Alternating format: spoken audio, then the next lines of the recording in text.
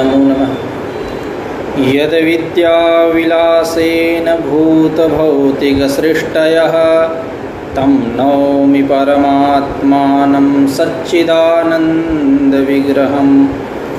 यदन्ते वासि पञ्चास्यैः निरस्ताः भेदिवारणाः तं प्रणौमि नृसिंहाख्यं यतीन्द्रं परमं गुरुं। श्रीमद्वेङ्कटनाथाख्यान् वेलाङ्गुडिनिवासिनः जगद्गुरूनहं वन्दे सर्वतन्त्रप्रवर्तकान्। येन चिन्तामणौटीका दशटीका विभञ्जिनी तर्कचूडामणिर्नामकृता विद्वन्मनोरमा। तेन बोधाय मन्दानां वेदान्तार्थावलम्बिने धर्मराजाध्वरीन्द्रेण परिभाषा वितन्यते। आज पुनः एक बार हम लोग वेदांत परिभाषा की चर्चा के लिए उपस्थित हुए हैं इस आमुख पटल समूह पे, संस्कृतम भारतम नामक आमुख पटल समूह पे। यहाँ उपस्थित सभी सुधीजनों का, सुविज्ञों का, दक्षों का, विद्वानों का मैं डॉक्टर धीरज कुमार पांडे हार्दिक स्वागत, अभिनंदन एवं वंदन करता हूँ। जैसा कि हम लोगों ने कल तो पाठ चला नहीं, परसों तक प्रत्यक्ष, अनुमान, आगम, उपमान, आगम इन प्रमाणों की चर्चा किया। यानी जो 6 प्रमाण स्वीकृत हैं वेदांतियों के यहाँ, प्रत्यक्ष, अनुमान, उपमान, आगम, अर्थापत्ति, अनुपलब्धि, इनमें हम लोगों ने 4 प्रमाणों तक चर्चा कर दिया है। आज अर्थापत्ति की चर्चा के लिए हम लोग इस आमुख पटल समूह पर उपस्थित हुए हैं। आप सभी का स्वागत है। तो अर्थापत्ति प्रमाण पे चर्चा करते हैं। अर्थापत्ति यह प्रमा के लिए भी प्रयोग होता है शब्द, और प्रमाण के लिए भी प्रयोग होता है। जैसा प्रत्यक्ष शब्द प्रमा के लिए प्रयोग होता है और प्रमाण के लिए भी प्रत्यक्ष शब्द का प्रयोग करते हैं। प्रत्यक्ष प्रमा भी होती है और प्रत्यक्ष प्रमाण भी होता है। ठीक उसी प्रकार अर्थापत्ति शब्द का प्रयोग प्रमिति के लिए होता है और प्रमाण के लिए भी होता है। यानी फल और कारण, इन दोनों के लिए अर्थापत्ति शब्द का प्रयोग होता है। लेकिन समास भेद के कारण जब हम अर्थस्यापत्ति ही षष्ठी समास करते हैं, उस पक्ष में अर्थापत्ति शब्द प्रमिति रूप अर्थ को बतलाता है। और जब हम अर्थस्यापत्ति कल्पना यस्मात् उपपाद्य ज्ञानात् ऐसा बहुव्रीहि समास करते हैं, तब अर्थापत्ति शब्द प्रमाण रूप अर्थ को कहता है। अब इस अर्थापत्ति का लक्षण क्या है, तो ग्रंथकार कह रहे हैं उपपाद्य ज्ञानीन उपपादक कल्पनम अर्थापत्ति। यानी उपपाद्य ज्ञान के द्वारा जहाँ उपपादक की कल्पना हो, उसको हम बोलते हैं अर्थापत्ति। अब इस स्थल पे उपपाद्य ज्ञान करण है और उपपादक जो है वह प्रमिति है, फल है। उपपाद्य क्या चीज़ है, उपपादक क्या चीज़ है, इसको हम उदाहरण के माध्यम से समझेंगे और लक्षण के माध्यम से भी समझेंगे। जैसे पीनोयम देवदत्तः दीवानं भुङ्क्ते, अयम देवदत्तः पीनः परम दीवान भुङ्क्ते। यह देवदत्त मोटा है लेकिन वह दिन में खाता नहीं। तो यहाँ पीनत्व जो है वह उपपाद्य कोटि में है, और रात्रि भोजन जो प्रमिति है, फल है, यह उपपादक है। अब लक्षण की चर्चा करें तो येन बिना यदनुपन्नम तत्र उपपाद्यम, और यस्याभावे यस्य अनुपत्ति तत्र उपपादकम घटाते हैं। येन बिना यदनुपन्नम, रात्रि भोजनेन बिना पीनत्वम अनुपपन्नम, अतः तत्र पीनत्वम उपपाद्यम। रात्रि भोजन के बिना पीनत्व क्या है, अनुपपन्न है, इसलिए पीनत्व जो है वहाँ उपपाद्य है। यस्याभावे यस्य अनुपत्ति तत्र उपपादकम, यस्याभावे यानी रात्रि भोजनस्य अभावे यस्य अभावे यस्य अनुपत्ति तादृशस्य पीनत्वस्य अनुपत्ति अतः तत्र रात्रि भोजनम उपपादकम्। यानी पीनत्व इस स्थल में, पीनोयम देवदत्तः दिवान भुंक्ते, इस स्थल में पीनत्व जो है वो उपाद्य है, कारण है, साधन है, और रात्रि भोजन जो है यह उपपादक है। यानी यह देवदत्त मोटा है लेकिन दिन में नहीं खाता, दीवान भूंकते। तो दीवान भूंकते तो कैसे वो मोटा हो गया? जब दिन में नहीं खाता, पीनत्व देवदत्त नहीं खाता, यज्ञदत्त नहीं खाता, कोई भी हो नहीं खाता, तो वो मोटा कैसे हो गया? यानी हम यह कहेंगे कि रात में वो खाता होगा, मलाई, राबड़ी, मलीदा इत्यादि मालपुआ रात में खाता होगा, इसलिए वो मोटा है, अन्यथा वो हम मोटा हो नहीं सकता। इसलिए पीनत्व की उपपत्ति के लिए उपपादक कल्पनम, उपपादक की कल्पना होती है। यहाँ उपपादक की कल्पना यानी उपपादक ज्ञान की कल्पना कौन है? यहाँ प्रकृत स्थल में तो रात्रि भोजन। रात्रि भोजन को जब तक हम नहीं लेके आएंगे तब तक उसमें देवदत्त में पीनत्व की उपपत्ति नहीं हो पाएगी, पीनत्व की सिद्धि नहीं हो पाएगी। अतः हम यहाँ रात्रि भोजन रूप प्रमिति की, उपपादक ज्ञान की हम कल्पना करते हैं अर्थापत्ति के द्वारा। और इस अर्थापत्ति के कई भेद हैं। दृष्टार्थापत्ति पहले, उसके बाद श्रुतार्थापत्ति, फिर श्रुतार्थापत्ति के दो भेद बतलाएंगे, अभिधानानुपपत्ति, अभिहितानुपपत्ति। फिर चर्चा स्वयं ग्रंथकार करेंगे कि इस अर्थापत्ति का अनुमान में क्यों नहीं अंतर्भाव होता है। जैसा कि इसमें सांख्य से संबंधित सांख्याचार्य होंगे, सांख्य तत्व को समझने वाले छात्र होंगे, वो समझ रहे होंगे कि अर्थापत्ति को लेकर के अनुमान में अंतर्भाव कर दिया गया। वाचस्पति मिश्र ने सांख्य तत्व कौमुदी टीका में अर्थापत्ति को उपमान के अंतर्गत रखा। सर्व प्रमाण सिद्धत्वाद की जब व्याख्या करते हैं आप वहाँ देख सकते हैं विस्तृत चर्चा, या किसी दिन विशेष रूप से हम चर्चा कर सकते हैं उस विषय में, इसका किसमें अंतर्भाव होता है। खैर, उपमान में, अनुमान में इसका अंतर्भाव नहीं होता अर्थापत्ति का। अभी प्रमाण रूप से कहेंगे, अन्वयिनी अनुमाने अनंतर्भावात अन्वय व्याप्ति अज्ञानेन इत्यादि करके अन्वयिनी अनुमाने अनंतर्भावात ऐसा ग्रंथकार कहेंगे, उस पर हम लोग विस्तृत चर्चा करेंगे। अभी ग्रंथकार क्या करें, इनके शब्दावली में समझते हैं। अथ अर्थापत्ति परिच्छेद इदानीम अर्थापत्तिर्निरूप्यते, ग्रंथकारेण अर्थापत्ति ही निरूप्यते। तत्र उपपाद्य ज्ञानेन उपपादक कल्पनम अर्थापत्ति है। यानी उपपाद्य ज्ञान से जहाँ उपपादक की कल्पना हो उसको हम बोलते हैं अर्थापत्ति। तत्र उपपाद्य ज्ञानम करणम, उपपाद्य ज्ञान करण कोटि में है, और उपपादक ज्ञानम फलम, उपपादक ज्ञान जो है वो फल है। अब उपपाद्य क्या है, उपपादक क्या है, तो ग्रंथकार कह रहे हैं येन बिना यदनुपन्नम तत्र उपपाद्यम। यानी येन बिना, जिस हिंदी में कहें जिसके बिना जो अनुपपन्न है वो वहाँ उपपाद्य है। हाँ, यदनुपन्नम तत्र उपपाद्यम, यद से जिसको ले रहे हैं उसी को हम तत् से लेंगे। यदनुपन्नम तादृशम पीनत्वम अनुपन्नम, अतः तादृशम पीनत्वम तत्र उपपाद्यम, वो उपपाद्य कोटि में। तो जिसके बिना जो अनुपपन्न है वो वहाँ उपपाद्य है।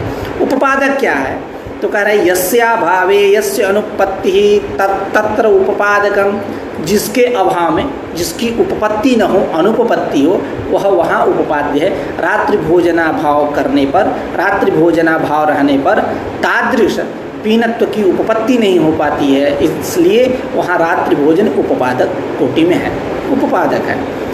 और उसी को समझा रहे हैं, यथा रात्रि भोजनेन बिना दिवा भुंजानस्य दिवा अभुंजानस्य पीनत्वम अनुपपन्नम इति तादृश पीनत्वम उपपाद्यम। रात्रि भोजन के बिना दिवा भुंजानस्य, किसका विशेषण है, पुरुष का।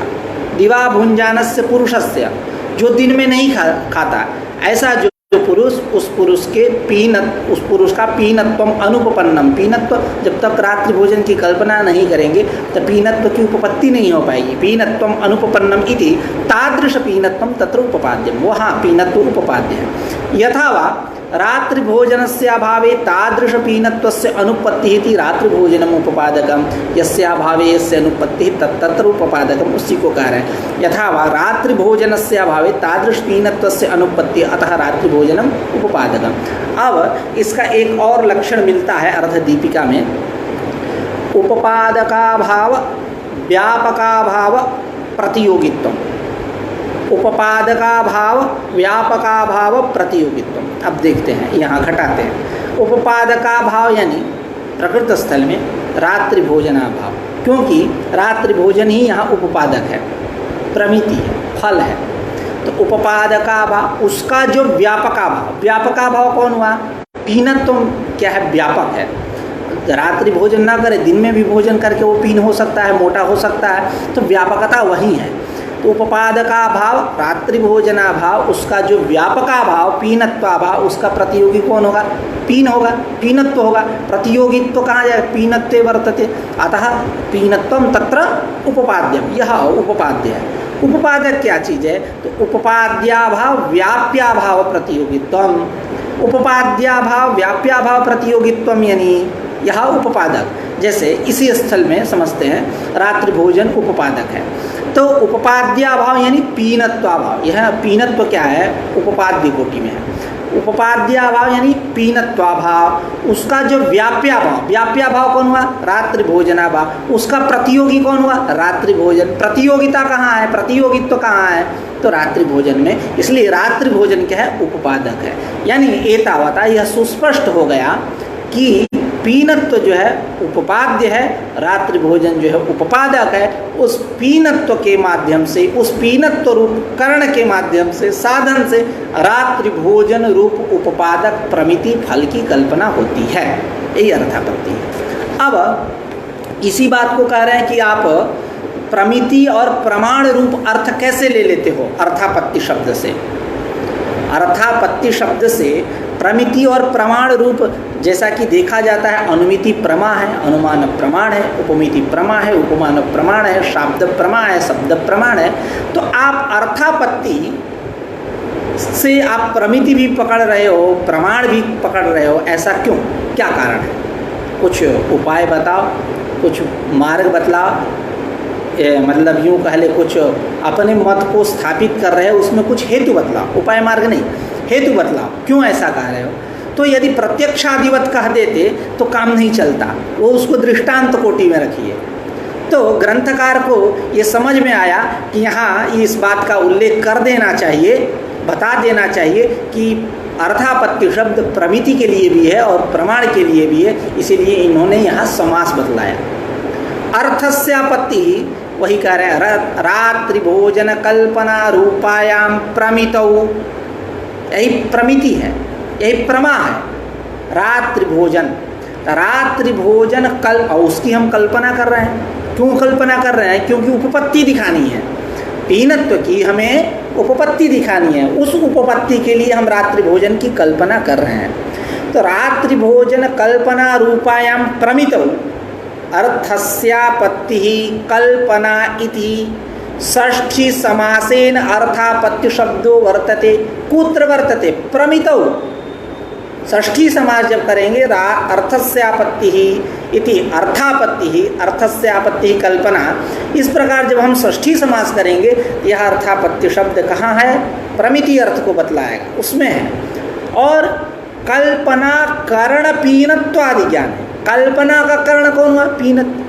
पीनत उसी को देख करके उसकी उपपत्ति के लिए, उसकी सिद्धि के लिए कि रिक्तम बचा न हो, रात्रि भोजन की आप कल्पना कर रहे हैं। तो कल्पना कर्ण पीनत्वादि ज्ञान हेतु अर्थस्यापत्ति कल्पना यस्मात्, यस्मात् यानी उपपाद्य ज्ञानात् इति अर्थापत्ति। इस प्रकार इति बहुव्रीहि समासेन वर्तते। ऐसा हम यस्मात् करके जब बहुव्रीहि समास करेंगे तब प्रमाण रूप अर्थ में अर्थापत्ति शब्द का प्रयोग होगा।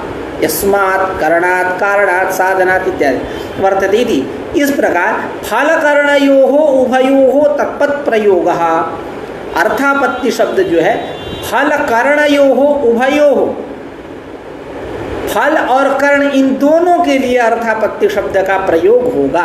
उसी को कह रहे फल कर्णयो हो उभयो हो तत्प्रयोग, मतलब अर्थापत्ति शब्द प्रयोग, ऐसा हम अर्थ करेंगे। अब जैसा कि मैंने शुरू में कहा कि अर्थापत्ति जो है इसके दो भेद बतलाएंगे। पहले मुख्यतः दृष्टार्थापत्ति, श्रुतार्थापत्ति। उसके बाद इस अर्थापत्ति के श्रुतार्थापत्ति के पुनः दो भेद बतलाएंगे, अभिधानानुपत्ति, अभिहितानुपत्ति। तो उसी भेद की अब चर्चा ग्रंथकार कर रहे हैं। तो हाँ, तो कह रहे हैं कि साच अर्थापत्तिर द्विविधा।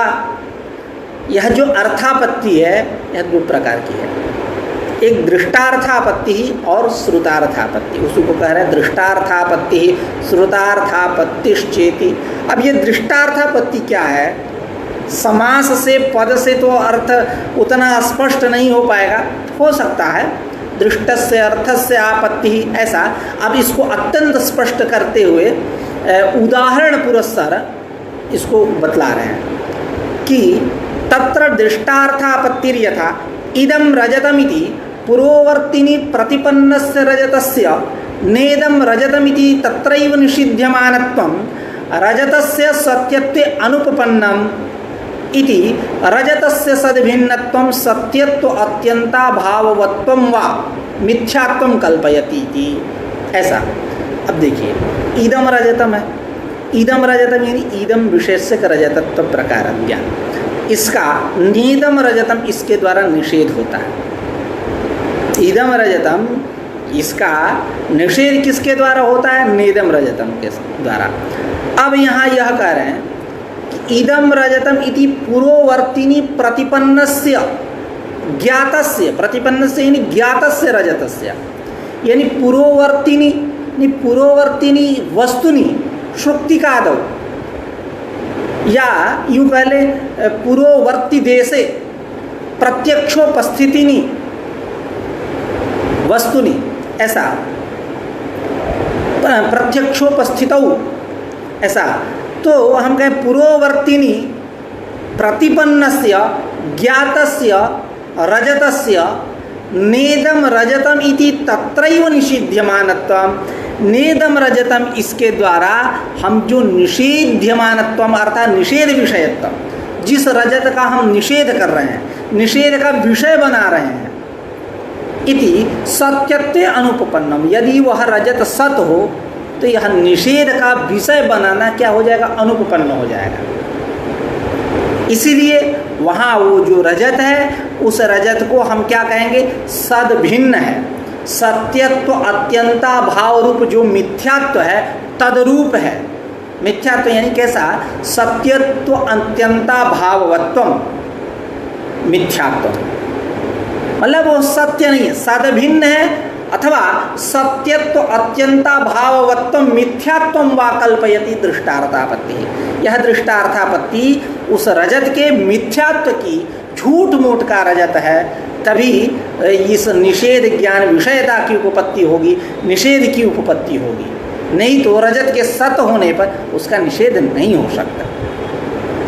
उसी बात को ग्रंथकार कह रहे हैं, साच अर्थापत्तिर द्विविधा दृष्टार्थापत्ति ही श्रुतार्थापत्तिश्चेति तत्र दृष्टार्थापत्तिर्यथा इदं रजतम इति पुरोवर्तिनि प्रतिपन्नस्य रजतस्य प्रतिपन्नस्य ज्ञातस्य रजतस्य नेदं रजतमिति तत्रैव निषिध्यमानत्वं। निषिध्यमानत्वं यानी निषेध विषयत्वं, निषेध विषयता, वहीं रजत का निषेध करना, निषेध का विषय बनाना उसी को, उसी रजत को, सत को, तब सत्यत्वे अनुपपन्नम, रजत के सत होने पर वो बन ही नहीं सकता निषेध का विषय, उसका निषेध हो ही नहीं सकता। रजत यदि सत है तो सत्यत्वे अनुपपन्नम, क्या अनुपपन्नम? तो निषिध्यमानत्वम अनुपपन्नम। इसीलिए कह रहे हैं सत्यत्वे अनुपन्नमिति रजतस्य सदभिन्नत्वं सत्यत्व अत्यंता भाववत्वं वा मिथ्यात्वं कल्पयति। रजत जो है वो सदभिन्न है और सत्यत्व अत्यंता भाव वाला, जो मिथ्यात्व एतद रूप है रजत, ऐसा दृष्टार्थापत्ति कल्पयति, दृष्टार्थापत्ति कल्पना करती है। अब ये श्रुतार्थापत्ति क्या है, इसी को ग्रंथकार कह रहे हैं, यत्र श्रूयमाण वाक्यस्य स्वार्थानुपपत्ति मुखेन अर्थांतर कल्पनम यथा तरति शोकम आत्मविद। पहले हिंदी अर्थ कर लेते हैं। यत्र श्रूयमाण वाक्यस्य स्वार्थानुपपत्ति मुखेन अर्थांतर कल्पना। श्रूयमाण जो वाक्य है उस वाक्य का स्वार्थानुपपत्ति जो हो, स्वार्थ अपना जो अर्थ, उस अर्थ की उपपत्ति न हो, अनुपपत्ति हो, तो अनुपपत्ति मुखेन, स्वार्थानुपपत्ति मुखेन अर्थांतर की कल्पना यदि हो रही है तो आप उसको श्रुतार्थापत्ति समझो। अर्थांतर कल्पनम श्रुतार्थापत्ति। जैसे उदाहरण से स्पष्ट होगा, तरति शोकम आत्मविद, यानी आत्मविद यानी ब्रह्मज्ञानी, शोकम तरति, ब्रह्मज्ञानी क्या करता है, शोक को पार कर जाता है, तरत पार कर जाता है। तो शोक को ब्रह्मज्ञानी पार कर जाता है, तो ज्ञान आत्मविद यानी ब्रह्मज्ञानी ज्ञान, अब वह ज्ञान से मिथ्या वस्तु की निवृत्ति होती है। शोक की निवृत्ति कैसे हो, ज्ञान निवर्त्यत्व उसमें जाकर कैसे बैठेगा, वो ज्ञान से निवर्त्य है शोक, यह बात कैसे लगेगी। जैसे कोई घट को जान लिया, तो घट को जान लिया तो घटक ज्ञान हो जाने से घट तो नष्ट होने वाला नहीं है। घटक ज्ञान हो गया किसी को, जिसमें जैसा कि इसमें कई विद्वान हैं, सबको घटपट मठ इत्यादि का ज्ञान हो रहा है, तो घटपट मठ का ज्ञान हो जाने से वो नष्ट थोड़े हो जाते हैं। अज्ञान का न नाश होता है, अज्ञान की न निवृत्ति होती है, ज्ञान से वस्तु की थोड़ी निवृत्ति होगी। तरति शोकम आत्मविद, आत्मविद ब्रह्मज्ञानी शोक को पार कर जाता है। तो ज्ञान निवर्त्यत्व शोक में कैसे है, ये बात बतलाओ। तो कह रहे हैं यहाँ जो शोक है, यह शोक कैसा है, शोक शब्दवाच्य जो बंध जात, शोक यानी क्या, बंध जात, ये शोक पद के द्वारा अर्थ आ रहा है। शोक शब्दवाच्य जो बंध जात, यह बंध जात कैसा है, मिथ्यात्व, मतलब इसमें मिथ्यात्व का निश्चय करेंगे, यह मिथ्या है। जब उसमें मिथ्यात्व का हम निश्चय कर देंगे तो ज्ञान निवर्त्यत्व जाकर बैठ जाएगा, अज्ञानता की सिद्धि हो जाएगी, तो ज्ञान से निवृत्त होगा। इसी बात, यह काम किसका है, श्रुतार्थापत्ति का। लक्षण घटाते हैं, यत्र श्रूयमाण वाक्यस्य तरति शोकम आत्मविद इति एतादृशेषु स्थलेषु। श्रूयमाण वाक्यस्य यानी तरति शोकम आत्मविद इति श्रूयमाण वाक्यस्य स्वार्थानुपपत्ति मुखेन। अब स्वार्थानुपपत्ति क्या हुई, ज्ञान निवर्त्यत्व तो कैसे बैठेगा शोक में, यही जो अभिप्राय है, इसकी उपपत्ति नहीं हो पा रही है। स्वार्थानुपपत्ति मुखेन अर्थांतर कल्पनम, अर्थांतर की कल्पना, तो कैसे अर्थांतर की कल्पना की है, किस प्रकार के अर्थांतर की कल्पना की है। तो ग्रंथकार कह रहे हैं कि यहाँ अर्थांतर यही कि ले जाकर के शोक में हम बंध का, मिथ्या का लेवल चिपका देंगे। वह मिथ्या है, अज्ञान है, तब तो उसमें ज्ञान बैठ जाएगा। इसी बात को ग्रंथकार कह रहे हैं, श्रुतार्थापत्तिर्यथा श्रूयमाण वाक्यस्य स्वार्थानुपपत्ति मुखेन अर्थांतरकल्पनम यथा तरति शोकम आत्मविद इत्यत्र श्रुतस्य शोक शब्दवाच्य बंधजातस्य ज्ञान निवर्त्यत्वस्य अन्यथानुपपत्त्या बंधस्य मिथ्यात्वं कल्प्यते श्रुतार्थापत्त्या। श्रुतार्थापत्ति के द्वारा बंध के हम मिथ्यात्व की कल्पना करते हैं। यथावत दूसरा उदाहरण दे रहे हैं, जीवी देवदत्त गृहे नेति।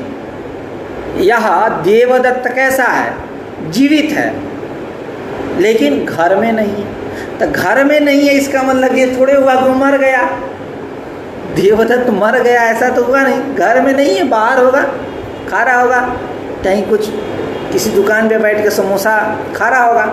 इसका मतलब ये नहीं कि घर में नहीं है तो मर गया। तो वही गृहासत्व जो है, घर में न होना, यह गृहासत्व ही वही सत्व के कल्पना में हेतु है। जैसे पीनत्व ज्ञान जो है रात्रि भोजन रूप प्रमिति के कल्पना में हेतु है, प्रयोजक है, कारण है, ठीक उसी प्रकार देवदत्त का जो गृहासत्व है, बालकृष्ण का, शशिकांत का, शिवार्चित का जो यह गृहासत्व है, यह गृहासत्व क्या है? बहिसत्व के कल्पना में प्रयोजक है। इसी बात को कह रहे हैं, यथा वा जीवी देवदत्तो गृहे नेति इति वाक्य श्रवणानंतरम जीविनः यानी देवदत्तस्य गृहासत्वम बहिसत्वम कल्पयति, बाहर हो गए ऐसी कल्पना होती है। अब इस श्रुतार्थापत्ति के दो भेद हैं। कौन कौन? तो कह रहे हैं अभिधानानुपपत्ति, अभेदानुपपत्ति। श्रुतार्थापत्तिश्च द्विविधा, अभिधानानुपपत्ति, अभेदानुपपत्ति। यदि दूसरे शब्दों में यूँ कह लें, अभिधानानुपपत्ति मतलब अन्वयानुपपत्ति और अभिहितानुपपत्ति मतलब कथनानुपपत्ति, ऐसा हम कह सकते हैं लक्षण को देख करके, जैसा कि क्रमशः हम लोग विवेचन करेंगे इसका। हाँ, अब अभिधानानुपपत्ति की चर्चा कर रहे हैं। यह अभिधानानुपपत्ति कैसी है? तो कह रहे हैं तत्र मतलब तयोः मध्ये अभिधानानुपपत्ति अभिहितानुपपत्ति अनयोः द्वयोः मध्ये अभिधानानुपपत्तिस्तावत् यत्र वाक्यैकदेश श्रवणे अन्वयाभिधान अनुपपत्त्या अन्वयाभिधान उपयोगी पदांतरम कल्प्यते। यही क्या? अभिधानानुपपत्ति। यानी जैसे उदाहरण से समझते हैं, द्वारम पीधे ही वाक्य कि द्वार को बंद कर दो, द्वार कर्मक पिधानक क्रिया संसर्ग परक यह वाक्य है, द्वार को बंद कर दो इत्यादि। तो अब यहाँ केवल द्वारम ही बोला, पीधे ही बोला ही नहीं। तो अब यहाँ क्या हुआ? अन्वय की अनुपपत्ति हो गई, अन्वय नहीं हो पाएगा। द्वार पद का किसके साथ अन्वय हो? मान लीजिए ये तो उपलक्षण है, आप अन्य भी कर सकते हैं, घटम आने इत्यादि उदाहरण बना सकते हैं। तो यत्र वाक्यैक देश श्रवण है, वाक्य तो पूरा हुआ, द्वारम पीधे, एक देश का श्रवण हो रहा है। किसका श्रवण हो रहा है? द्वारम का केवल। तो यत्र वाक्यैक देश श्रवण है अन्वयाभिधान अनुपपत्त्या, अन्वयाभिधान मतलब अन्वय की उपपत्ति न होने से। अब एक देश का श्रवण यदि हम पीधे ही बोल दे तो कर्मकारक की या अन्य कारक की अपेक्षा तो होगी ही अन्वय बैठाने के लिए। तो वाक्यैक देश श्रवण अन्वयाभिधान अनुपपत्त्या, अन्वयाभिधान उपयोगी, जो अन्वयाभिधान के उपयोगी है, जिसके साथ उसका अन्वय बैठ जाए। जरूरी नहीं कि पीधे ही सर्वत्र लाएंगे, देख करके जहाँ जैसा कारक है उसके साथ उसके अनुरूप क्रिया। तो अन्वयाभिधान उपयोगी पदांतरम कल्प्यते, यही क्या है? अभिधानानुपपत्ति। उसी को कह रहे हैं, यत्र वाक्यैक देश श्रवणे अन्वयाभिधान अनुपपत्त्या अन्वयाभिधान उपयोगी पदांतरम कल्प्यते तत्र अभिधानानुपपत्तिः यथा द्वारम इत्यत्र पिधेहि इति अध्याहारः। द्वारम यहाँ पिधेहि इस पद का अध्याहार करेंगे क्योंकि अभिधानानुपपत्ति हो रही है, वहाँ अभिधानानुपपत्ति न हो, अतः तद योग्य जो क्रिया, उस योग्य क्रिया का हम यहाँ अध्याहार करेंगे। दूसरा उदाहरण देख लेते हैं, विश्वजिता यजेत। तो विश्वजिता यजेत मैंने विश्वजीत नामक याग करो, तो कस्मै प्रयोजनाय, फलाकांक्षा होगी, साध्याकांक्षा होगी, किम भावये, एतादृश साध्याकांक्षा तो होगी ही, स्वाभाविक सी बात है। अब पूरा वाक्य है विश्वजिता स्वर्ग कामः यजेत या स्वर्ग कामः विश्वजिता यजेत, जहाँ आप स्वर्ग काम को बैठाइए अपने सुविधा के अनुसार, ठीक है, उसमें कोई भी प्रतिपत्ति नहीं है। तो अब यहाँ पूरा वाक्य, यह वाक्य का स्वरूप यह है। अब स्वर्ग कामः को छोड़ करके केवल विश्वजिता यजेत कहा तो अन्वय नहीं हो पाएगा, अन्वय की उपपत्ति नहीं हो पाएगी। अब अन्वय की उपपत्ति के लिए हम स्वर्ग काम है एतादृश कर्तृपद का, कर्तृवाचक पद का हम क्या करते हैं? अध्याहार करते हैं। इसी बात को कह रहे हैं, यथा वा विश्वजिता यजेत इत्यत्र स्वर्ग कामः इति पदाध्याहार, पदाध्याहार। अब एक समस्या यहाँ आ गई। कौन सी समस्या आ गई? तो ग्रंथकार कह रहे हैं कि ननु द्वारम इत्यादौ अन्वयाभिधानात् पूर्वम इदम अन्वयाभिधानम विधानोपस्थापक पदम विना अनुपपन्नमिति कथम ज्ञानमिति चेत न। अभिधान पदेन कर्ण व्युत्पत्त्या तात्पर्यस्य विवक्षितत्वात्।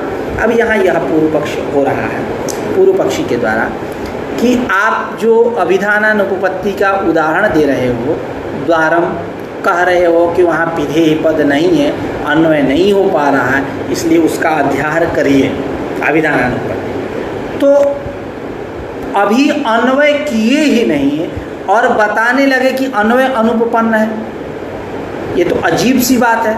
अरे अन्वय होगा फिर बाद में नहीं हो रहा है तो हम कहेंगे कि देखिए भैया अन्वय की अनुपपत्ति हो गई, लेकिन अभी अन्वय तो हुआ नहीं, अन्वया विधान से पहले आप बता दिए कि अन्वय अनुपपन्न है। यह बात आपकी अजीब सी लग रही है। तो कह रहे हैं कि नहीं, यहाँ अभिधान जो पद है, अभिधीयते येन तद अभिधानम, येन तात्पर्य ज्ञान है, तात्पर्य परक, तात्पर्य विवक्षित है। उसका तात्पर्य किसमें? विधान क्रिया संसर्ग परक। वहाँ द्वारम पिधे, द्वार कर्मक विधान क्रिया संसर्ग परक, इसमें उसका तात्पर्य है। अब वह तात्पर्य उपपन्न नहीं हो पा रहा है, अनुपपत्ति हो रही है। इसलिए यहाँ जो आप पूर्व पक्ष किए वो पूर्व पक्ष खंडित हो गया। इसी बात को ग्रंथकार कह रहे हैं, इन्हनो द्वारम इत्यादौ अन्वयाभिधानात् पूर्वम इदम अन्वयाभिधानम, अन्वयाभिधान के पहले यह अन्वयाभिधान विधानोपस्थापक पदम बिना अनुपपन्नम, विधानोपस्थापक पद जो पिधेय है इसके बिना अनुपपन्न है। इति ज्ञानम कथम, ऐसा ज्ञान कैसे हो गया? इति चेत न, यदि आप ऐसा कहो तो ज्ञान पदेन कर्ण व्युत्पत्त्या अभिधान पदेन कर्ण व्युत्पत्त्या तात्पर्यस्य विवक्षितत्वात्। अभिधान पद से क्या लिया जा रहा है? तो कह रहे हैं कि यहाँ कर्ण व्युत्पत्ति है, अभिधीयते येन तद अभिधानम, येन यानी तात्पर्य ज्ञानेन, तात्पर्य इसका उसी में है, द्वार कर्मक संसर्ग क्रिया इसमें तात्पर्य है। तो तथा च वही कह रहे हैं कि अभिधान पदेन कर्ण व्युत्पत्त्या तात्पर्यस्य विवक्षितत्वा, तात्पर्य विवक्षित है। तथा च द्वार कर्मक पिधान क्रिया संसर्ग परत्वम पिधानोपस्थापक पदम विना अनुपपन्नम इति ज्ञानम तत्रापि संभाव्यते। यह ज्ञान की संभावना है ही वहाँ। क्या कि द्वारम पिबे यानी द्वारम पिधे यानी द्वार कर्मक पिधान क्रिया संसर्ग, यह वह जो द्वार कर्मक संसर्ग, द्वार कर्मक पिधान क्रिया जो संसर्ग परता है, यह संसर्ग परता पिधेय जब तक पद नहीं आएगा, पिधानोपस्थापक पद जो पिधेय है इसकी जब तक उपस्थिति नहीं हो पाएगी तब तक यह द्वार कर्मक जो पिधान क्रिया संसर्ग परता है इसकी उपपत्ति नहीं होने वाली है। इसीलिए इति ज्ञानम तत्रापि संभाव्यम, अर्थात द्वारम इत्यत्रापि संभाव्यम, ऐसी संभावना करनी चाहिए। तो इस प्रकार के तात्पर्य की उपपत्ति न होने से, अनुपपत्ति होने से यहाँ कोई दोष नहीं है। जो आप दोष देख रहे थे कि अन्वयाभिधानात् पूर्वम इदम अन्वयाभिधानम अनुपपन्नम, यह जो आप दोष दे रहे थे यह दोष नहीं है, तात्पर्य यहाँ विवक्षित है। अब अभिहितानुपपत्ति, अभिहितानुपपत्ति क्या है? तो ग्रंथकार कह रहे हैं अभिहितानुपपत्तिस्तु यत्र वाक्यावगतोऽर्थः अनुपन्नत्वेन ज्ञातः सन् अर्थान्तरं कल्पयति तत्र द्रष्टव्या। यही है, यानी जहाँ पे वाक्यावगतः अर्थ, वाक्य से अवगत जो अर्थ, पहले हिंदी अर्थ कर देते हैं, उदाहरण से सुस्पष्ट हो जाएगा। जैसे उदाहरण देंगे ज्योतिष स्वर्ग कामो ज्योतिष्टोमेन यजेत, पहले सामान्य रूप से हिंदी करेंगे, उसके बाद यही क्रम है कि यत्र वाक्यावगतोऽर्थः अनुपन्नत्वेन ज्ञातः सन् अर्थान्तरं कल्पयति तत्र द्रष्टव्या, मतलब अभिहितानुपपत्ति है। यानी जहाँ वाक्यावगत अर्थ, यानी वाक्यावगत अर्थ यानी वाक्य से अवगत निकल के आया हुआ जो अर्थ, वह अर्थ अनुपपन्नत्वेन, अनुपन्न होने के कारण, अनुपपन्न होने के कारण ज्ञात सन, ज्ञात होते हुए अर्थांतरम कल्पयति, अर्थांतर की कल्पना कर रहा है, अर्थांतर की कल्पना हो रही है, तो हाँ आप अभिधानानुपपत्ति, अभिहितानुपपत्ति समझिए। तो अब ये जैसा कि मैंने शुरू में कहा कि अभिहितानुपपत्ति को आप कथनानुपपत्ति भी कह सकते हैं। एक व्याकरण में सूत्र है अनभिहिते, अनभिहिते सूत्र का अधिकार चलता है, अनुक्ते अनुक्ते अनुक्ते, तो अभिहितम यानी उक्तम, अनभिहितम यानी अनुक्तम, तो अनुक्ते अनुक्ते चलता है अनभिहिते व्याकरण में। अब यहाँ वहाँ अनभिहिते में न अभिहितम अनभिहितम, तो अभिहितम यानी उक्तम अर्थ लेंगे तब न अनभिहिते का अर्थ, अनभिहितम का अर्थ आएगा कि अनुक्तम, तस्मिन् अनभिहिते अनुक्ते।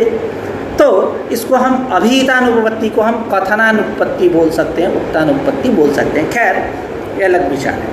तो अभिहितानुपपत्ति का लक्षण हुआ यत्र वाक्यावगतोऽर्थ अनुपन्नत्वेन ज्ञातः सन अर्थांतरम कल्पयति तत्र द्रष्टव्या, यानी जहाँ वाक्य से अवगत जो अर्थ, वह अर्थ अनुपन्नत्वेन, अनुपन्न होने के कारण ज्ञात होता हुआ अर्थांतर की कल्पना करे, वहाँ अभिहितानुपपत्ति समझिए। जैसे उदाहरण, स्वर्ग कामो ज्योतिष्ठो में न यजेत, यदि आपको स्वर्ग की कामना है, आप ज्योतिष्ठोम नामक याग करो। तो अब यह ज्योतिष्ठोम नामक जो याग है, यह क्रिया है, व्यापार है, श्रमसाध्य है, क्षणिक है, और जो स्वर्ग है यन्न दुखेन संभिन्नम न च ग्रस्तमनंतरम विलासोपनीतम च तत्स्व पदास्पदम सांख्य तत्व कौमुद्याम। तो यह जो स्वर्ग है यह तो नित्य है, नित्यत्वे सति क्षयित्वम तत्र अनुमीयते इति सांख्य तत्व कौमुद्याम। वहाँ क्षयशीलता जो कहते हैं, क्षयशीलता जो है इसमें है, अनुमान करते हैं क्षयित्व का। स्वर्गादेः सत्वे सति क्षयित्वम तत्र अनुमितम, ऐसा करके सांख्य तत्व कौमुदी में अविशुद्धि क्षयातिशय युक्त की जब व्याख्या करते हैं, तो यह जो स्वर्ग है वो कैसा है, नित्य है, और जो उसका साधन जो है ज्योतिष्ठो, यह याग है, व्यापार है, क्षणिक है। अब इस क्षणिक से कैसे सत्य वस्तु जो सिद्ध है, नित्य है, इसकी सिद्धि कर रहे हो। अब अनुपपत्ति हुई, तो अनुपपत्ति होने के कारण यहाँ अर्थांतर की कल्पना होती है। कैसे अर्थांतर की कल्पना होती है, तो मध्यवर्ती रूप अर्थांतर की कल्पना होती है कि ज्योतिष्ठोम याग करेगा, उससे उत्पन्न जो अपूर्व, वह अपूर्व आपको स्वर्ग दिलाएगा। स्वर्ग साधनता ज्योतिष्ठोम में परंपराया है, साक्षात उस अपूर्व में बैठी है, तो कोई इस प्रकार की अनुपपत्ति आपको नहीं होगी। जो आप अनित्य और नित्य भिड़ा रहे थे, तो नित्य है, यह क्षणिक है, इसलिए काम गड़बड़ हो रहा है, वो आप नहीं कह सकते। इन तमाम बातों को मन में रखते हुए ग्रंथकार कह रहे हैं अभिहितानुपपत्तिस्तु यत्र वाक्य, अब लक्षण घटाते हैं, यत्र ज्योतिष्ठो सर्ग कामो ज्योतिष्ठो में नियजेत इत्यत्र वाक्यावगतः अर्थ, वाक्य से अवगत जो अर्थ। क्या हुआ कि स्वर्ग की कामना है तो ज्योतिष्ठोम नामक याग करिए, यही अर्थ हुआ। तो वाक्य से अवगत जो अर्थ, वह अर्थ अनुपन्न होने के कारण, क्योंकि वो ज्योतिष्ठोम दिला ही नहीं सकता स्वर्ग, अनुपन्न होने के कारण ज्ञात होते हुए कि हाँ यहाँ तो ज्योतिष्ठोम दिलाएगा स्वर्ग, श्रुति कह रही है, वाक्य कह रहा है, वाक्य में पद है, ये बतला रहे हैं कि आपको स्वर्ग चाहिए तो ज्योतिष्ठोम करिए। ज्ञात सन अर्थांतरम कल्पयते कल्पयति अभिहितानुपपत्ति ही, अर्थांतर कौन है, ये वही मध्यवर्ती अपूर्व, इसी बात को कह रहे हैं। अभिहितानुपपत्तिस्तु यत्र वाक्यावगतोऽर्थः अनुपन्नत्वेन ज्ञातः सन अर्थांतरम कल्पयति तत्र द्रष्टव्या, यथा स्वर्ग कामो ज्योतिष्ठो में नियजेत इत्यत्र स्वर्ग साधनत्वस्य कौन, तो क्षणिक ज्योतिष्ठोम याग गततया अवगतस्य अनुपपत्या, उसकी वो क्षणिक ज्योतिष्टोम तो हो ही नहीं सकता, वो अनुपपन्न हुआ। क्षणिक ज्योतिष्टोम याग गततया अवगतस्य अर्थस्य अनुपपत्या क्या हुआ? मध्यवर्ती अपूर्वम कल्प्यते, मध्यवर्ती अपूर्व की कल्पना होती है। अब यहाँ ये बात कही जा रही है कि इस अर्थापत्ति को एक पृथक रूप से, स्वतंत्र रूप से प्रमाण मानने की कोई आवश्यकता नहीं। आप क्यों प्रमाण मान रहे हो? इसका अंतर्भाव करो। अनुमान सबसे बढ़िया है, अनुमान में ही इसका अंतर्भाव हो सकता है। जैसा कि सांख्य तत्व कौमुदी में भी आचार्यों ने, वाचस्पति मिश्र ने अनुमान में अंतर्भाव कर दिया। अन्य दार्शनिक जो नहीं मानते अर्थापत्ति को, तो कहीं ना कहीं अनुमान, कहीं ना कहीं अंतर्भाव तो करते होंगे। तो वाचस्पति मिश्र को सबसे उपयुक्त प्रमाण यही दिखा कि इस अर्थापत्ति को ले जाकर के अनुमान में ले जाकर अंतर्भाव कर दो।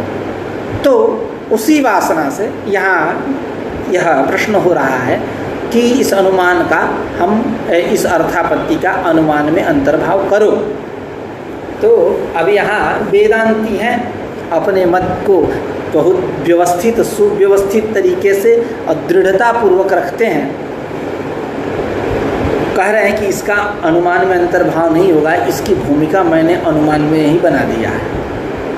क्या भूमिका? कि वहाँ कहे थे अनुमान प्रकरण में, अनुमान परिच्छेद में ग्रंथकार धर्मराजा ध्वरीन्द्र, इदम अनुमानम अन्वयी रूपम एकमेव न तो केवलान्वयी न तो केवल व्यतिरेकी नापि व्यतिरेकी रूपम। जैसा कि हम लोगों ने चर्चा किया था, यह अनुमान कैसा है? अन्वयी रूप है, एकमेव, एक ही है। क्योंकि तर्क संग्रह से आप लोग सुपरिचित होंगे, वहाँ कहते हैं स्वार्थानुविधि परार्थानुमित्योः लिंग परामर्श एव करणम, तस्मात् लिंग परामर्शोनुमानम लिंग परामर्श अनुमान। और लिंगम जत त्रिविधम, अन्वय व्यतिरेकी, केवल अन्वयी, केवल व्यतिरेकी, इन सब का निरूपण हम लोगों ने अनुमान प्रकरण में किया था। उस स्थल में कि जब कहते हैं ग्रंथकार इदम अनुमानम अन्वयी रूपम एकमेव, यह अन्वयी रूप एक ही है, न तो केवल अन्वयी न तो केवल व्यतिरेकी ना भी व्यतिरेकी रूपम, उभय रूप भी नहीं है, केवल अन्वयी रूप है। तो ये तावता यह निकला कि अनुमान हमारे यहाँ केवल अन्वयी रूप ही है और इसके अतिरिक्त कुछ नहीं है। अब इस अन्वयी रूप अनुमान में अंतर्भाव तुम पूर्व पक्षी नहीं कर सकते अर्थापत्ति। क्यों? कि अन्वय व्याप्ति मतलब यत्र यत्र धूमः तत्र तत्र वहनी, ऐसा वहनौ साध्ये धूमवत्वम। तो जहाँ जहाँ धूम है वहाँ वहाँ वहनी है। यत्र यत्र साधनम तत्र तत्र साध्यम, यह जहाँ जहाँ साधन है वहाँ वहाँ साध्य है। ठीक है, तो जहाँ जहाँ साधन है वहाँ वहाँ साध्य है, यह आप अन्वय व्याप्ति बनाए। उसी प्रकार यहाँ भी घटाओ, यत्र यत्र पीनत्वम तत्र तत्र रात्रि भोजनम, ये व्याप्ति बनेगी। जहाँ जहाँ पीनत्व है वहाँ वहाँ रात्रि भोजन है। जरूरी थोड़े है कि जहाँ जहाँ पीनत्व है वहाँ वहाँ रात्रि भोजन है। अरे दिन में भी तो खा के मोटा हो सकता है, तो व्याप्ति बने ही नहीं। और वही एक हम अनुमान, अन्वयी रूप एक में वो अनुमान है हमारे यहाँ, तो आप इसको अनुमान में अंतर्भाव नहीं कर सकते। अव्यतिरेकिनश्च अनुमानत्वं प्राग एव निरस्तम, और व्यतिरेकी रूप अनुमान होता है, यह मैंने पहले ही खंडन कर दिया है। इस प्रकार उसी बात को कह रहे हैं, नचेयम अर्थापत्ति अनुमाने अंतर्भवितुमर्हति। इयम अर्थापत्ति ही, यह जो अर्थापत्ति है, इस अर्थापत्ति का अनुमाने नान्तर्भवितुमर्हति, न अंतर्भवितुमर्हति, न बुलाएंगे। नचेयम अर्थापत्ति अनुमाने अंतर्भवितुमर्हति, इस अर्थापत्ति का अनुमान में अंतर्भाव नहीं हो सकता। क्यों? कि अन्वय व्याप्ति अज्ञानेन, अन्वय व्याप्ति का ज्ञान ही नहीं हुआ। यत्र यत्र पीनत्वम तत्र तत्र रात्रि भोजनम कहेंगे तो ऐसा कोई नियम थोड़े है, बनने का थोड़े, दिन में खा के मोटा है। अन्वय व्याप्ति अज्ञानेन अन्वयिनी अनंतर्भावात्, अन्वयिनी मतलब अन्वय अस्ति अस्ति अन्वयी, तस्मिन् अन्वयिनी अनुमाने, अनुमान में अनंतर्भावात्, अंतर्भाव नहीं होगा। अव्यतिरेकिनश्च अनुमानत्वं प्राग एव निरस्तम, अनुमान जो है वह व्यतिरेकी रूप है, यह पहले ही खंडन कर दिया गया है। अतएव अर्थापत्ति स्थले अनुमिनोमिति न अनुव्यवसायः, इसीलिए अर्थापत्ति स्थल में अनुमिनोमि, मैं अनुमान कर रहा हूँ, इस प्रकार का अनुव्यवसाय द्वितीय ज्ञान नहीं होता है। कैसा ज्ञान होता है? किंतु अनेन इदम कल्पयामीति, इसके द्वारा मैं इसकी कल्पना करता हूँ। अर्थात पीनत्व ज्ञानेन इदम कल्पयामि, रात्रि भोजनम कल्पयामि, अर्थात उपपाद्य ज्ञानेन उपपादकम कल्पयामि, इस प्रकार का व्यवसाय होता है। अनुमिनोमि यह व्यवसाय नहीं होता, इसी को कह रहे हैं। अतएव मतलब अर्थापत्ति का किसी में अंतर्भाव न होने से, एक स्वतंत्र पृथक रूप से प्रमाण सिद्ध होने पर अर्थापत्ति स्थले अनुमिनोमीति न अनुव्यवसायः किंतु अनेनिदम कल्पयामीति, ऐसा व्यवसाय। अब यहाँ एक पूर्व पक्ष कर रहे हैं कि ननु अर्थापत्ति स्थले इदम अनेन विना अनुपन्नम इति ज्ञानम करणम इत्युक्तम तत्र किमिदम तेन बिना अनुपन्नत्वम, बताओ क्या किसके बिना अनुपन्न है? तो कह रहे ननु अर्थापत्ति स्थले, अर्थापत्ति स्थल में इदम अनेन बिना अनुपन्नम, इदम पीनत्वम, अनेन बिना रात्रि भोजनेन बिना अनुपन्नम, क्योंकि जब तक रात्रि भोजन करेगा नहीं तो पीनत्व की उपपत्ति कैसे होगी? तो इदम पीनत्वम अनेन बिना रात्रि भोजनेन बिना अनुपन्नम इति ज्ञानम करणम, यह ज्ञान करण है। इस प्रकार का जो ज्ञान है वह ज्ञान करण है। इत्युक्तम तत्र किमिदम तेन बिना अनुपन्नम, तो यहाँ बदला है, क्या किसके बिना अनुपन्न है? तत्र किमिदम तेन बिना अनुपन्नम, क्या किसके बिना अनुपन्न है, ऐसा हुआ।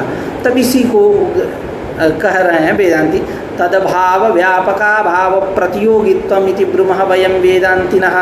यह तदभाव व्यापका भाव प्रतियोगित्वम, मतलब तदभाव यानी साध्या भाव, उसका जो व्यापका भाव, उसका जो प्रतियोगी, मतलब यूं कह ले तदभाव यानी साध्या भाव यानी रात्रि भोजना भाव, उसका जो व्यापका भाव कौन? पीनत्व भाव, उसका प्रतियोगी कौन होगा? प्रतियोगित्व कहाँ जाएगा? पीनत्व में। यही तो है जो आप कह रहे हो कि तत्र किमिदम तेन बिना अनुपन्नम, तो सुन लो, तदभाव व्यापका भाव प्रतियोगित्वम इति ब्रूमः वयं वेदांतिनः। जो पूर्व पक्ष हुआ था कि अर्थापत्ति स्थल में यह इसके बिना इदम अनेन बिना अनुपन्नम इति ज्ञानम करणम, यह ज्ञान का स्वरूप जो है यह कर्ण है, यह इसके बिना अनुपन्न है, अर्थात पीनत्व रात्रि भोजन के बिना अनुपन्न है। अब यहाँ बतलाओ कि रात्रि भोजन पीनत्व यहाँ किसके बिना कौन अनुपन्न है? स्पष्ट करो। तो कह रहे तत्र किमिदम तेन बिना अनुपन्नत्वम इति, यदि आप ऐसा कह रहे हो तो सुन लो, इसका समाधान है। अब बैठाते रहना जहाँ जहाँ इसको बैठाना है। तदभाव व्यापका भाव प्रतियोगित्वम, तदभाव व्यापका भाव प्रतियोगित्वम यानी तदभाव यानी पीनत्व, साध्या भाव यानी रात्रि भोजना भाव, वही साध्य वही प्रमिति है फल। तो तदभाव व्यापका भाव, तदभाव साध्या भाव रात्रि भोजना भाव, उसका जो व्यापका भाव पीनत्व भाव, उसका प्रतियोगी पीनत्व प्रतियोगित्वम पीनत्वे वर्तते। यह तुम्हारे प्रश्न का समाधान रहा जो तुम कहे तत्र किमिदम तेन बिना अनुपन्नत्वम। एवं अर्थापत्तेः मानांतरत्व सिद्धौ व्यतिरेकिनानुमानांतरम, इस प्रकार अर्थापत्ति को मानांतर के रूप में सिद्ध होने से, एक पृथक प्रमाण के रूप में, एक स्वतंत्र प्रमाण के रूप में सिद्ध होने से व्यतिरेकिनानुमानांतरम, व्यतिरेकी रूप यह अनुमानांतर नहीं है। व्यतिरेक रूप अनुमान से यह क्या है? सर्वथा भिन्न स्वीकार किया गया, व्यतिरेक रूप अनुमान नहीं है। कि एवं उसी को कह रहे हैं, एवं अर्थापत्तेर मानांतरत्व सिद्ध, अर्थापत्ति का मानांतरत्व सिद्ध होने पर, एक स्वतंत्र पृथक रूप से प्रमाण के रूप में इसकी स्थापना होने पर व्यतिरेकी नानुमानांतरम, नानुमानांतरम व्यतिरेकी रूप अनुमानांतर यह नहीं है, उससे यह भिन्न है। पृथ्वी इतरेभ्यो भिद्यते इत्यादौ गंधवत्वम इतर भेदम विना अनुपपन्नम इति ज्ञानस्य करणत्वात् अतएव अनुव्यवसायः पृथिव्याम इतर भेदम कल्पयामि इति। पृथ्वी व्यतिरेकी अनुमान, व्यतिरेकी अनुमान यानी व्यतिरेक मात्र व्याप्त तच्च लिंगम त्रिविधम। कौन? तो अन्वय व्यतिरेकी, केवल अन्वयी, केवल व्यतिरेकी। केवल व्यतिरेकी क्या है? तो व्यतिरेक मात्र व्याप्तिकम, केवल व्यतिरेकी, व्यतिरेक मात्र व्याप्ति वाला जो है वह केवल व्यतिरेकी। जैसे पृथ्वी इतरेभ्यो विद्यते गंधवत्ता, पृथ्वी जो है इतरों से भिन्न है गंध होने के कारण। तो पृथ्वी पक्ष इतर भेद साध्य गंधवत्व हेतु। तो पृथ्वी अन्यों से भिन्न है, जलादियों से भिन्न है, क्यों? गंधवत्व होने के कारण। तो व्यतिरेक मात्र व्याप्ति अर्थात यत्र इतर भेदः नास्ति तत्र गंधवत्वमपि नास्ति, अर्थात साध्याभावे साधनाभाव। जहाँ इतर भेद नहीं है वहाँ गंधवत्व भी नहीं है, साधन भी नहीं है। तो इस प्रकार का जो व्यतिरेकी रूप है अनुमान, यह भी हमारे यहाँ अर्थापत्ति हो जाएगा, अर्थापत्ति में आता है। उसी को कह रहे हैं कि पृथ्वी इतरेभ्यो विद्यते इत्यादौ गंधवत्वम, जो साधन है, गंधवत्वम इतर भेदम बिना, जैसे रात्रि भोजनम बिना तादृश पीनत्वम अनुपपन्नम कहे थे, ठीक उसी प्रकार गंधवत्वम इतर भेदम बिना यानी साध्यम बिना, पृथ्वी पक्ष इतर भेद साध्य और गंधवत्व हेतु। तो गंधवत्वम इतर यानी साधनम इतर भेदम बिना, जैसे वहाँ पीनत्व अनुपन्न हो रहा था रात्रि भोजन के बिना, उसी प्रकार का गंधवत्वम इतर भेदम बिना यानी साध्यम बिना अनुपपन्नम इति ज्ञानस्य, इस प्रकार का जो ज्ञान है यह ज्ञान करणत्वात्, करण है, अर्थात इतर भेद जो है यह करण रूप है। इतर भेद क्या है? कर्ण रूप है। वह जैसे वहाँ पीनत्व जो हुआ कर्ण रूप हुआ और रात्रि भोजन उपादक हुआ यानी प्रमिति फल हुआ, ठीक उसी प्रकार यहाँ इतर भेद क्या है? कर्ण रूप में। इति ज्ञानस्य करणत्वात् शाब्दबोध में अतएव अनुव्यवसायः पृथिव्याम इतर भेदम कल्पयामि। इसीलिए अनुव्यवसाय होता है, द्वितीय ज्ञान होता है। व्यवसाय यानी प्रथम ज्ञान जो है, जैसे अयं घट यह व्यवसाय है। अनुव्यवसाय यानी पश्चात अनंतर इंद्रिय विषयक जो मानसिक ज्ञान है उसको हम बोलते हैं अनुव्यवसाय, यानी घटमहम जानामि, यह अनुव्यवसाय यानी इंद्रिय के द्वारा जो प्रथम ज्ञान है उसको व्यवसाय, और पश्चात जो इंद्रिय विषयक जो मानसिक ज्ञान है उसको अनुव्यवसाय। तो इसीलिए अतएव अनुव्यवसाय, अनुव्यवसाय होता है क्या? पृथिव्याम इतर भेदम कल्पयामि, जैसे रात्रि भोजनम कल्पयामि, उपपादक की कल्पना कर रहे थे, ठीक उसी प्रकार पृथ्वी में मैं इतर भेद की कल्पना करता हूँ, इतर भेद रूप साध्य की कल्पना करता हूँ, उपपादक ज्ञान की कल्पना करता हूँ। क्यों? गंधवत्व की सिद्धि के लिए, जैसे वहाँ पीनत्व की सिद्धि के लिए। इन तमाम बातों को मन में रखते हुए ग्रंथकार कह रहे हैं कि पृथ्वी इतरेभ्यो विद्यते इत्यादि गंधवत्वम साधनम इतर भेदम बिना अनुपन्नम इत्यादि ज्ञानस्य करणत्वात् कुत्र प्रमितौ, मतलब अर्थापत्ति में यह करण है, हेतु है। मतलब जैसे वहाँ रात्रि भोजन को जब तक नहीं लाएंगे तब पीनत्व की उपपत्ति नहीं हो पाएगी, ठीक उसी प्रकार यहाँ समझना चाहिए। अतएव अनुव्यवसाय पृथिव्याम इतर भेदम कल्पयामि इति वेदांत परिभाषायाम अर्थापत्ति परिच्छेद। इस प्रकार वेदांत परिभाषा में अर्थापत्ति परिच्छेद समाप्त हुआ। इति विश्वनाथार्पणमस्तु। अब हम लोग कल से अनुपलब्धि परिच्छेद की चर्चा करेंगे। इदानीं षष्ठम प्रमाणम निरूप्यते ज्ञानकरणाजन्या भावानुभवा साधारण कारणम अनुपलब्धि रूपम प्रमाण। आज का पाठ यहीं रखते हैं, कल पुनः मिलते हैं एक नई ऊर्जा के साथ। नमस्कार।